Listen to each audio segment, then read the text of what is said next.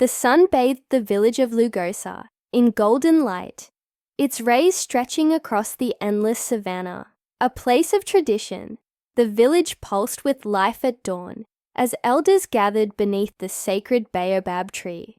Children played nearby, their laughter mingling with the rhythmic pounding of pestles in the mortars. The air was thick with the smell of roasted maize and the sound of stories, carried like whispers on the warm breeze. Elder Seifu, his voice as deep as the roots of the baobab, began the morning tale, weaving lessons of courage, humility, and justice for the young ones.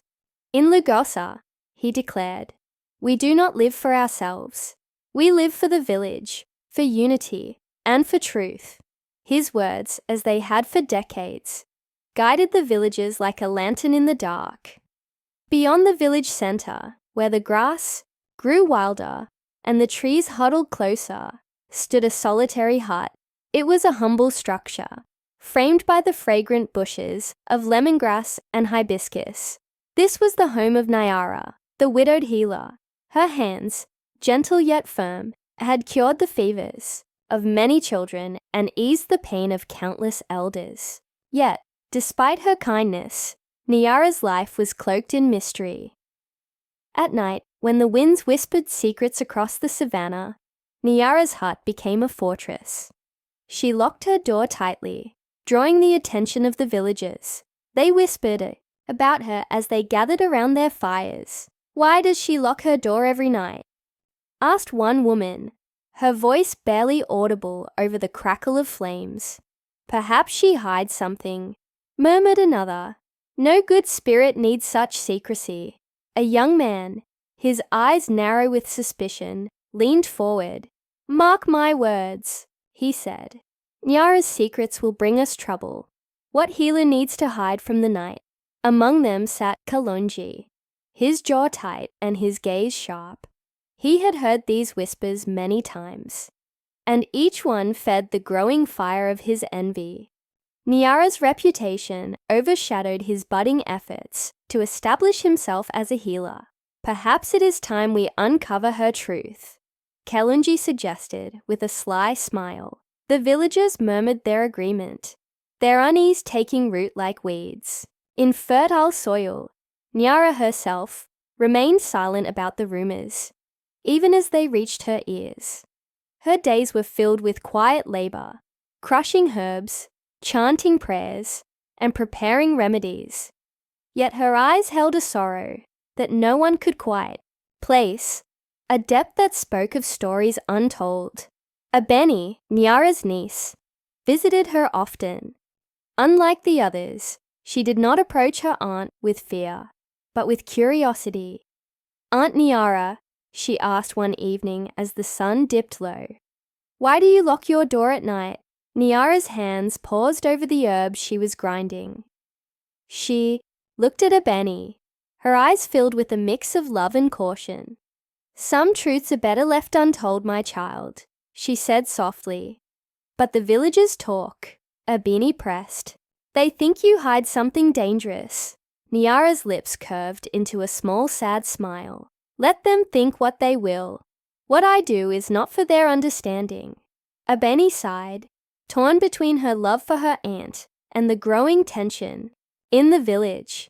As the days passed, Kalonji's influence grew. He sowed seeds of fear, connecting the recent drought and a mysterious illness to Nyara's locked door. The spirits are angry, he declared to the villagers one evening, and I suspect it has something to do with her. The villagers nodded, their fear shifting to anger. They began to avoid Nyara's hut, leaving her isolated. Even Abeni found herself struggling to bridge the widening gap. Kalonji, however, was not satisfied. He watched Nyara's hut from the shadows, his mind turning with plans. If no one else will act, he muttered to himself, I will uncover the truth behind that door. The marketplace buzzed with life as the villagers went about their day, their voices blending with the rhythmic beat of pestles grinding maize. Kalonji stood near the well, his sharp eyes scanning the crowd. He cleared his throat, loud enough to catch the attention of a group of women drawing water. "Have you noticed," he began, his tone conspiratorial, "how the drought began not long after Nyara started locking her door every night?" The women exchanged uneasy glances. "She has always been different," one muttered. Kalonji nodded, his voice low and deliberate. "Different, yes, but at what cost to us? The spirits do not favor secrecy. They demand openness and respect. Yet here she is, hiding behind her door while our crops wither and our children fall ill." Whispers spread like wildfire through the market. By sundown, the story had taken root. Nyara, once the healer they relied on, had become the subject of suspicion and fear. In the days that followed, Nyara's once busy heart grew eerily quiet. She sat alone on her woven mat, grinding herbs in silence. The laughter of children and the greetings of neighbors no longer reached her door. She paused, looking out at the path leading to her home. It was empty, save for a gust of wind that, and carried with it the faint murmurs of the village. She knew what they were saying. She had heard the whispers. Witch, cursed, dangerous. Still, she said nothing. When Abeni came to visit, she found her aunt as calm and composed as ever. "Aunt Nyara," Abeni said, placing a hand on her shoulder. "They are saying terrible things. They think—" She hesitated, her voice dropping to a whisper. "They think you are the cause of the drought."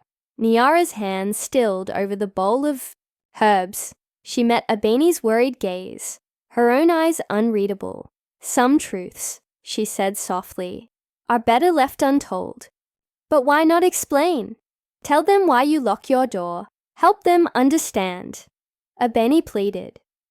Nyara turned her gaze to the horizon, where the sun was beginning to set. "Understanding does not come to those who do not seek it. Let them think what they will." As the villagers grew more restless, Kalonji's influence deepened. He sat among them at the evening fire, his voice smooth and persuasive. "She hides something," he said, his eyes glinting in the firelight. "Something dangerous. We must act before it is too late." The villagers murmured their agreement, their fear twisting into anger. Abeni, sitting at the edge of the gathering, clenched her fists. She wanted to defend her aunt, but doubt gnawed at her. What if they were right? What if Nyara's secrecy was the cause of their suffering? Kalonji noticed her hesitation. Later, as the villagers dispersed, he approached her. "You visit her often," he said, his voice smooth. "Do you not see how she keeps us in the dark? If she truly cared for the village, she would tell us the truth." Abeni shook her head. "She is not what you say she is."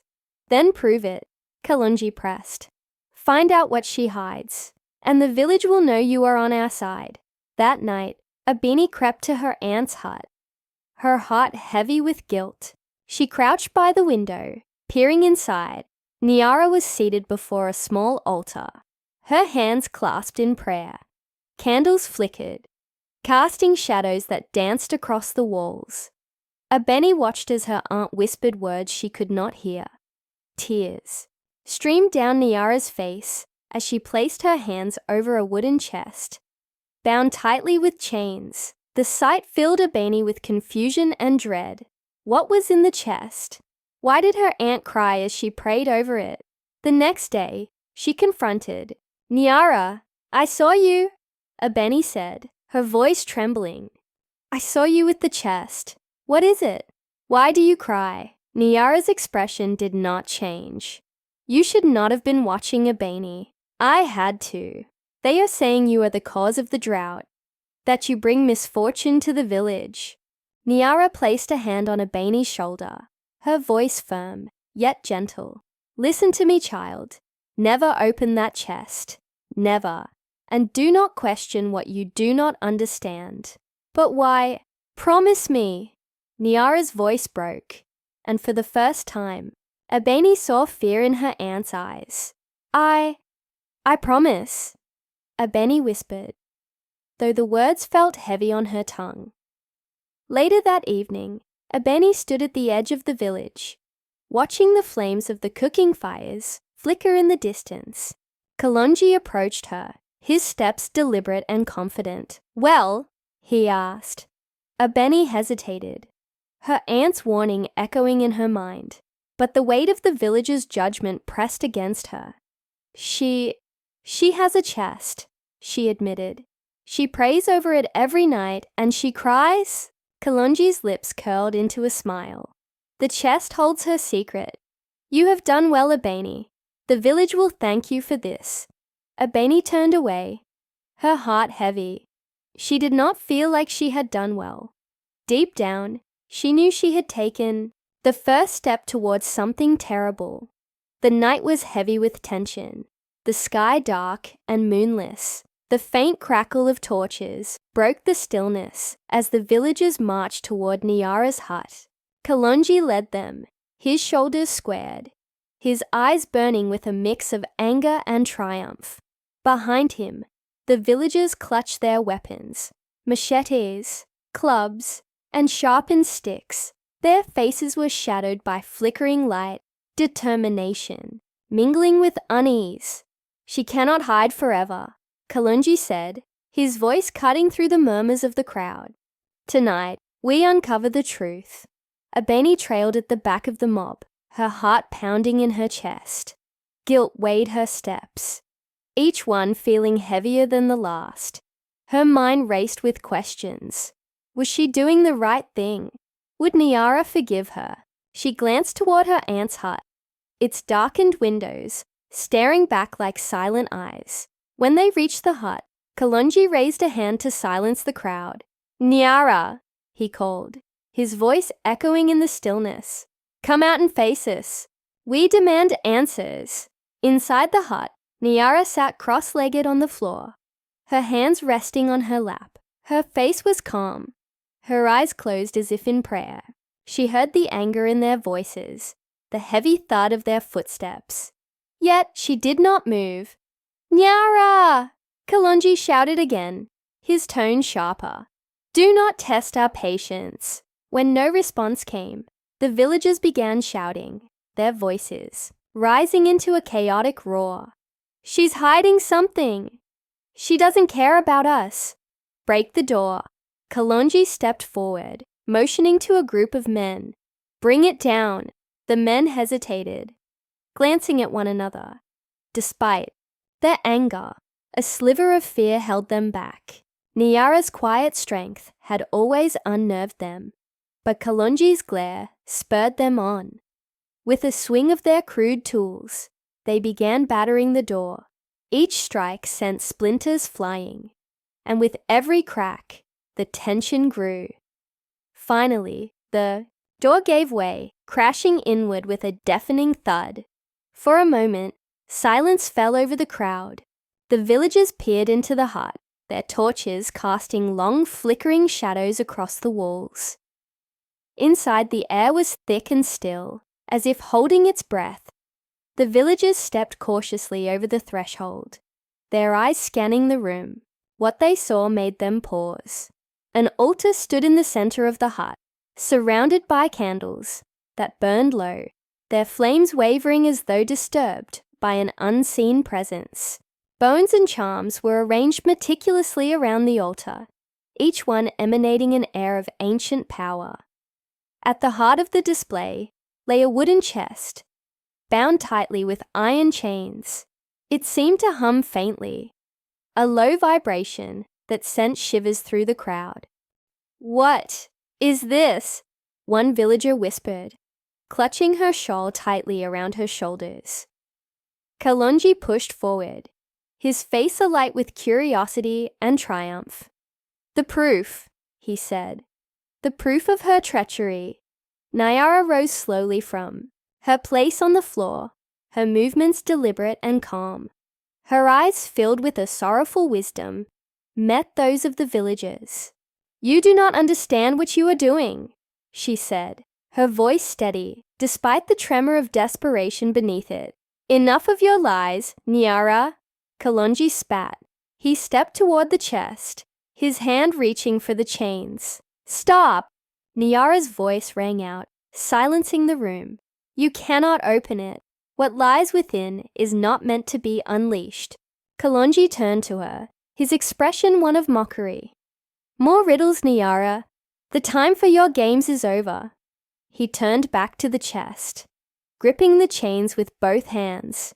"Please," Nyara said, her tone breaking into a plea. "You do not know the danger you invite." But Kalonji ignored her. With a sharp tug, he broke the chains, and the chest creaked open. A chill wind swept through the hut, extinguishing the candles in an instant. The villagers gasped as darkness enveloped them, save for the faint, eerie glow emanating from within the chest.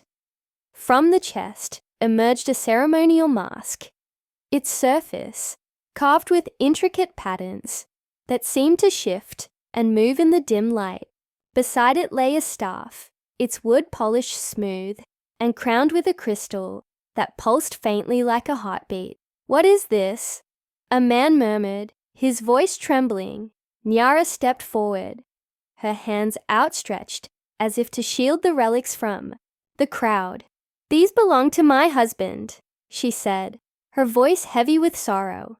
"He was a shaman, a protector of this village. With these, he sealed away a spirit of great chaos, a spirit that would destroy us all." The villagers stared at her, their expressions a mix of fear and confusion. Kalonji sneered. "And you expect us to believe this tale? Spirits and shamans. These are the excuses of a guilty woman." As he spoke, a low guttural growl filled the hut. The relics began to glow brighter, their light pulsating in time with the growl. A shadow began to form in the center of the room, twisting and writhing as it grew larger. The villagers screamed, stumbling backward in terror. The shadow took shape, its form monstrous and ever-shifting. It let out a roar that shook the walls of the hut, sending the villagers fleeing into the night. Outside, the chaos spread. Fires erupted inexplicably, lighting the darkness with a menacing glow. Livestock broke free from their enclosures, scattering into the savannah. The villagers ran in all directions, their cries of fear echoing into the night. Nyara stood at the doorway of her hut, her face pale but resolute. She clutched the mask and staff, her fingers trembling. She knew what had to be done. Stepping forward, she faced the spirit, her voice steady despite the chaos around her. "You will not take this, village. Your reign ends here." The spirit paused, its shadowy form looming over her. It let out a guttural snarl, but Nyara did not waver. Placing the mask over her face, she raised the staff high. The crystal atop it burst into light, illuminating the entire village. "I offer myself," she declared. "Take me and leave this village in peace." The spirit lunged, engulfing her in darkness. For a moment, all was silent. Then, a burst of light exploded from where Nyara had stood, blinding and pure. When it faded, the spirit was gone, and Nyara was nowhere to be seen. The villagers emerged slowly from their hiding places, their eyes wide with awe and sorrow. All that remained of Nyara was a pile of ash, the mask and staff resting atop it. The night was quiet once more, the air heavy with the weight of her sacrifice. The villagers stood frozen in place, the remnants of their fear and chaos still thick in the air. Nyara's figure, small but resolute, stepped forward to face the monstrous shadow that loomed before her. The spirit roared, its form twisting and writhing as though fueled by the villagers' fear. Yet, Nyara remained unmoved. She reached for the ceremonial mask, her hands trembling only slightly as she lifted it to her face. Its intricate carvings seemed to come alive under the faint light of the staff she held in her other hand. As the mask settled over her features, Nyara's presence transformed. She stood taller, her movements deliberate and filled with an unshakable resolve. Enough!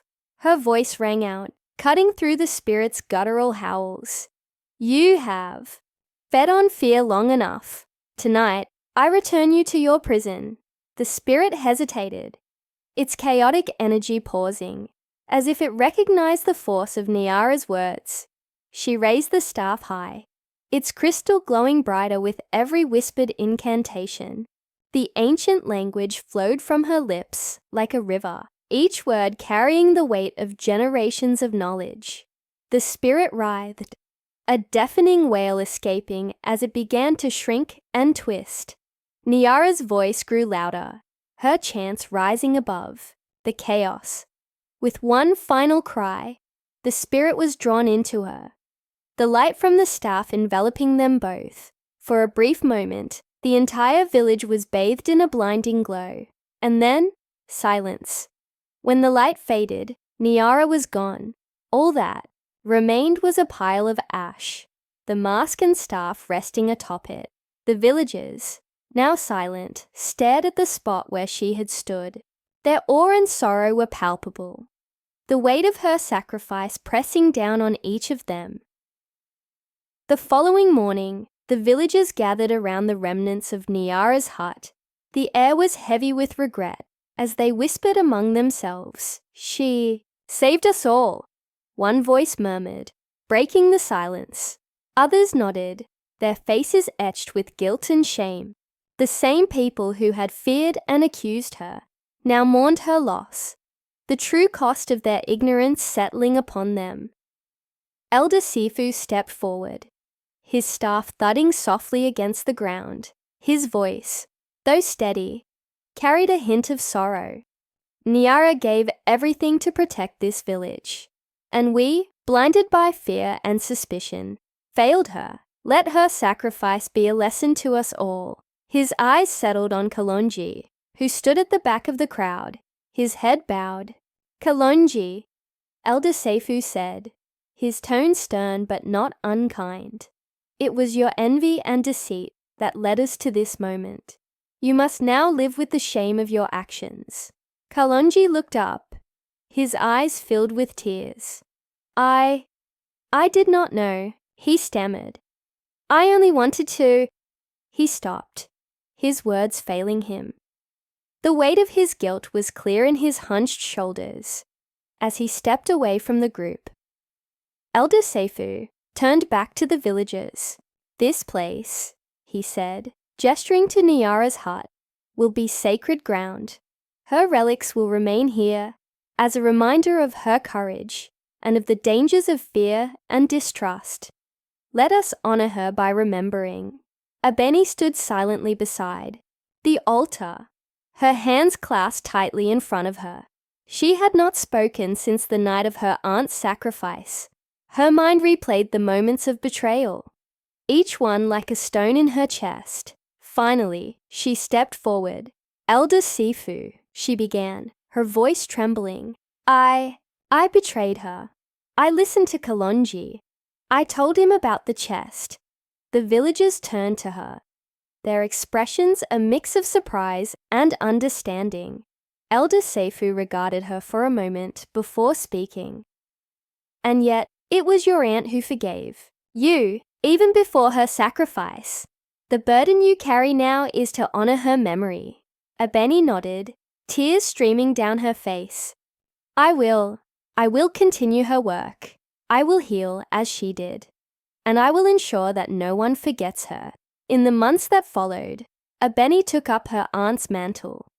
She blended Nyara's traditional healing methods with modern practices, bridging the gap between the past and the present. Slowly, the villagers began to trust her, their hearts softened by her dedication and humility. Abeni became a unifying figure in the village, her presence a reminder of the power of forgiveness and redemption. The rift between tradition and progress began to mend under her guidance, and the village found a new harmony. As the narrator's voice closes the tale, It carries a deep and solemn tone. Nyara's story is one of quiet strength and sacrifice, a tale that teaches us the cost of fear and the power of understanding. Let it be told around every fire, passed down through every generation, for in her silence, Nyara spoke the loudest, the Ya. Story ends with an image of the sacred ground, the mask and staff, resting undisturbed atop the altar. The sun sets in the distance, its light casting a warm glow over the village, a symbol of hope and the enduring legacy of Nyara's sacrifice.